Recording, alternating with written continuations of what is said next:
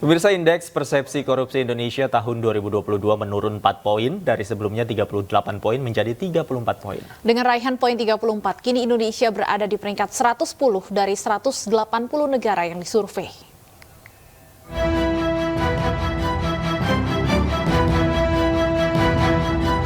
Indeks persepsi korupsi atau IPK merupakan hasil survei kuantitatif terhadap stakeholder yang terkait dengan suatu instansi pemerintahan. IPK sendiri memiliki skala antara 0 sampai 100. Poin indeks 0 artinya sangat korup, sedangkan 100 artinya sangat bersih dari korup. Pada tahun 2021, skor IPK Indonesia yakni 38 poin dengan peringkat 96. IPK Indonesia tahun 2022 menurun 4 poin. Sebelumnya di angka 38 poin menjadi 34 poin. Dengan raihan poin di angka 34, kini Indonesia berada di peringkat 110 dari 180 negara yang disurvei.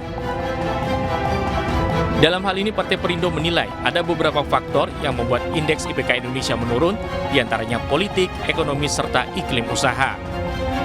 CPI atau Corruption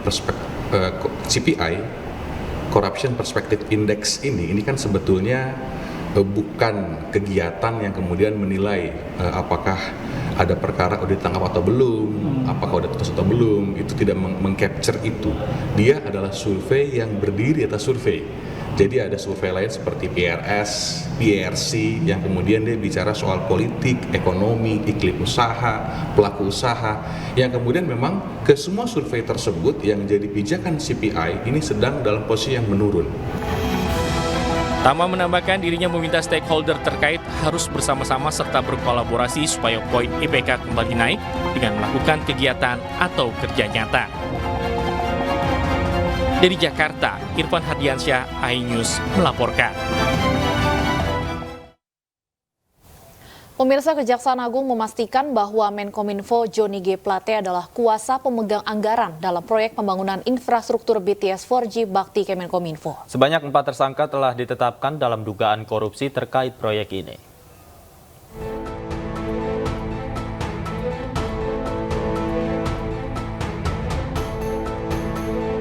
Hingga kini Kejaksaan Agung belum menjadwalkan pemeriksaan terhadap Menteri Komunikasi dan Informatika Johnny G. Plate terkait kasus dugaan korupsi proyek penyediaan infrastruktur BTS 4G Bakti. Meski demikian, Kejagung memastikan bahwa Johnny Plate adalah kuasa pengguna anggaran atau KPA dalam proyek tersebut. Sebelumnya dalam dialog khusus bersama iNews, Kapus Penkum Kejaksaan Agung Ketut Sumedana mengatakan Kejagung akan terus memeriksa saksi-saksi termasuk Menkominfo guna mengusut tuntas dugaan korupsi dalam mega proyek senilai 10 triliun rupiah tersebut.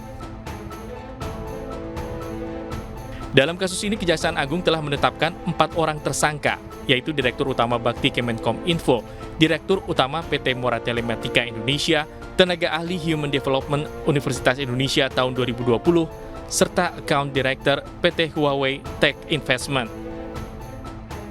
Soal pemeriksaan saksi disebutkan ada 25 dan pejabat di lingkungan Kementerian Kominfo juga sudah termasuk di dalamnya.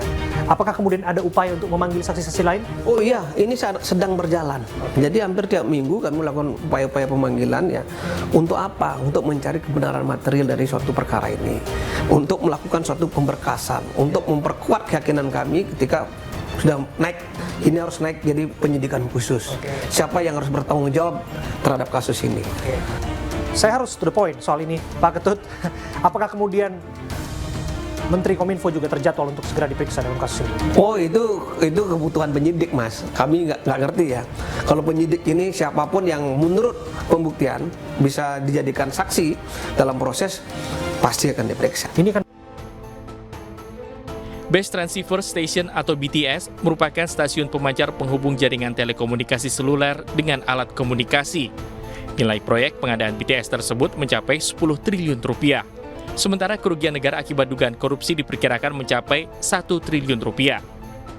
Bakti Kominfo menargetkan pembangunan BTS di daerah tertinggal, terdepan, dan terluar di tanah air. Di antaranya di wilayah Kalimantan, Nusa Tenggara, Sumatera, Maluku, Sulawesi, Papua, dan Papua Barat.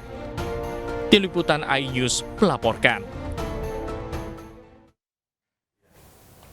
Pemirsa, isu reshuffle Kabinet Indonesia Maju makin kencang. Beberapa kali Presiden Joko Widodo melempar sinyal perombakan kabinet tinggal menunggu waktu.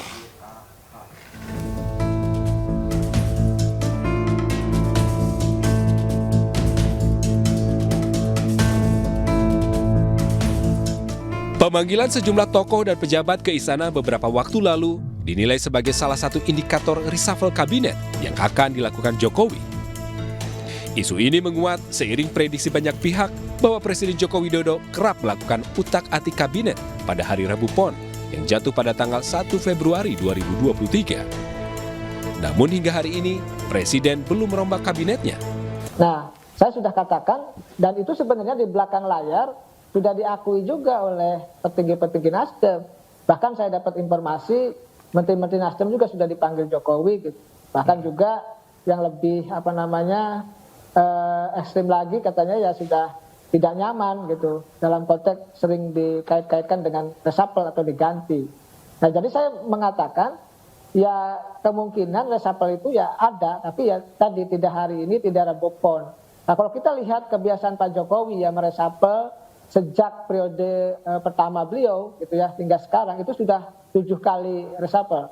Nah kebanyakan atau umumnya itu memang terjadi di Rabu Pon. Tetapi pernah juga kalau nggak salah, tolong saya dikoreksi, kalau nggak salah itu pernah juga di hari Jumat. Kabar pergantian Menteri Kabinet Indonesia Maju bukan tanpa dasar. Salah satu sinyal reshuffle yang menjadi perbincangan adalah tidak hadirnya menteri-menteri dari Partai Nasdem dalam rapat yang digelar Presiden Joko Widodo di istana. Yang paling mencolok adalah ketidakhadiran Menteri Pertanian Syahrul Yassin Limpo dalam rapat membahas ketahanan pangan. Presiden Jokowi hanya memanggil Menteri Perdagangan Zulkifli Hasan, Kepala Badan Pangan Nasional Arief Prasetyo Adi, dan juga Kepala Bulog. Pemirsa, kolaborasi antara merek perhiasan dengan perfilman Indonesia menumbuhkan potensi yang bisa saling menguntungkan. Dan berikut liputannya untuk Anda. Jadi itu akan menjadi salah satu dengan The Palace Estimation. Dinamika hubungan dan sisi emosional yang ditampilkan dalam film hasil produksi V-Cinema Pictures tersebut melatar belakangi kolaborasi antara The Palace Jeweler dengan film Jalan yang Jauh Jangan Lupa Pulang, di mana ungkapan emosi individu dapat diwujudkan dalam bentuk perhiasan emas atau berlian dari The Palace Jeweler. Dalam film bernuansa drama romansa keluarga ini, pemeran Aurora mengenakan perhiasan-perhiasan koleksi The Palace Jeweler, salah satunya Sri Kasmaran yang merupakan kolaborasi The Palace Jeweler dengan maestro fashion Indonesia Ane Avanti yang terinspirasi dari motif batik dan budaya Indonesia. Pastinya kami berharap brand The Palace ini akan semakin terlihat atau banyak orang makin terpapar karena mungkin audiens yang biasa nonton film atau yang biasa mendengarkan musik belum pernah mendengar The Palace gitu, atau sebaliknya dari customer atau pelanggannya The Palace pun akhirnya bisa, oh ternyata ada film yang selama ini mereka bukan genrenya atau mungkin musik yang mereka nggak pernah lihat. Jadi kami rasa kami bisa saling exchange audience dan itu merupakan suatu hal yang positif buat kedua belah pihak.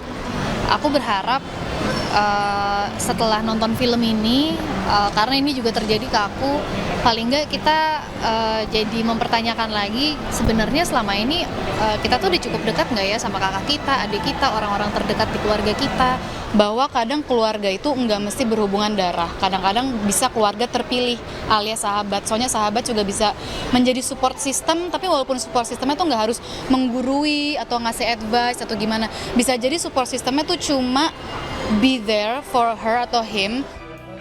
The Palace Jeweler berkomitmen untuk terus menjadi yang terdepan dalam menghadirkan koleksi-koleksi yang terlengkap, terjangkau, terjamin pada setiap momen spesial.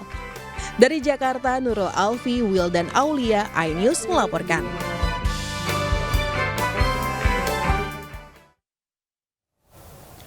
Dan pemirsa, usai sudah kebersamaan kita dalam iNews sore hari ini, dan Anda bisa menyaksikan siaran digital iNews TV di 28 UHF untuk wilayah Jabodetabek. Tetap jaga protokol kesehatan. Saya Davi Pratama. Dan saya Stefani Patricia. Terima kasih, selamat sore dan sampai jumpa.